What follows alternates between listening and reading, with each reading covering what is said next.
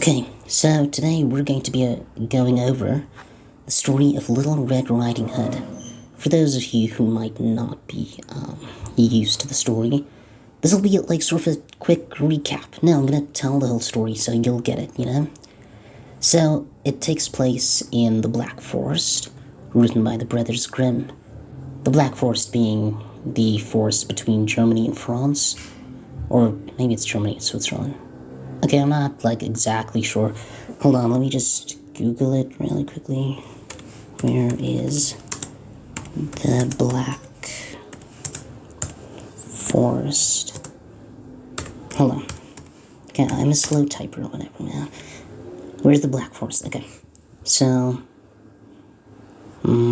southwestern Germany. Cool. So, yeah, the girl, Little Red Riding Hood, the protagonist of the story, is sent out on a quest by her mother to deliver a basket of goodies to her grandmother, who stays in the Black Forest for some reason.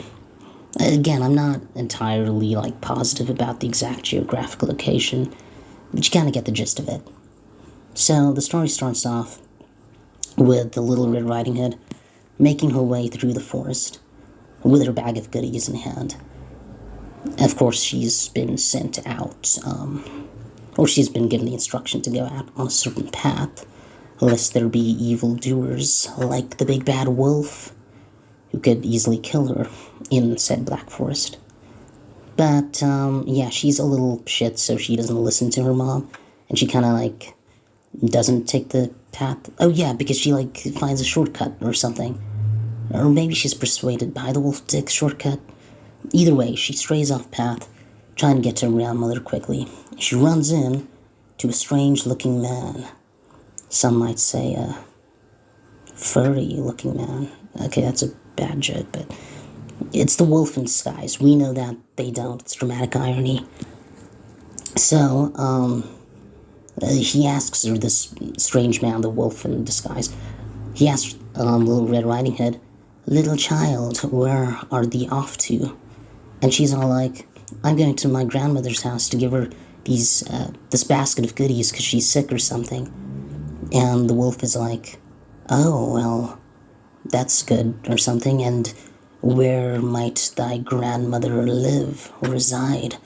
And then she tells him, again, she's like a child, okay, she doesn't have, she's stupid. And so the wolf, kind of, fucks off or something for a bit, and the Little Red Riding Hood, she continues on her trail, and she, comes across, a lumberjack or something. Maybe, I don't know, the stories differ sometimes. In this one, she does, right? She comes across a lumberjack doing whatever they do, you know, chopping down trees and shit, and, she, says hi to him or whatever, and then he's all like, "Little girl, you shouldn't be in these woods, there are big bad wolves and stuff." And she's like, "Nah, it's cool, I'm going to my grandmother's house, and my mom said it'll be fine, because she's my mom." So the lumberjack guy's like, "Okay, whatever." Oh yeah, and while this is happening, the big bad wolf in disguise, goes to her grandmother's house, but this time, disguised as Little Red Riding Hood. And he goes in there, and then he starts talking to the grandmother, pretending to be Little Red Riding Hood. But, I mean, his disguise is, kind of shitty, but she's old, and I guess has, I don't know, partial cataracts or something. She can't tell that it's, Little Red Riding Hood. Think of it as, you know, that one Salvatore Ganache video where he pretends to be, you know, the grandson. Anyways, she's like, oh wait, no, sorry, I kind of fucked up the story. Okay, he doesn't disguise himself as Little Red Riding Hood, he just goes there and, tries to eat her or something, and she hides away in, I think a cupboard or something. That being said, the wolf knows that Little Red Riding Hood's on her way to the grandmother's house, and he takes the liberty of just disguising himself as the grandmother in order to have both of their fleshy bodies to consume. And he does that. He dresses up like the grandmother and he sleeps in her bed, waiting for Little Red Riding Hood to arrive. And she does. As she gets there, and then she's like, Like, okay, like, don't get me wrong, it's maybe she, like, didn't see her grandmother in a while or whatever. I'll admit, my grandma kind of looks like a wolf too sometimes. But she kind of goes along with it, she's like, oh shit, grandma, you look weird, you've got, long nails or something. And then he's like, all the better to, something, like, all the better to, I don't know, man, like, eat whatever you have or something. And she's like, oh, you have, like, such a big nose. And it's like, oh, well, all the better to smell flowers or some shit. Okay, whatever, like, one thing leads to the other. He, eventually reveals himself, and she's like, oh, shit, it's actually the wolf. And then she tries to run and hide and stuff. And then grandmother's, like, still in the cupboard or something.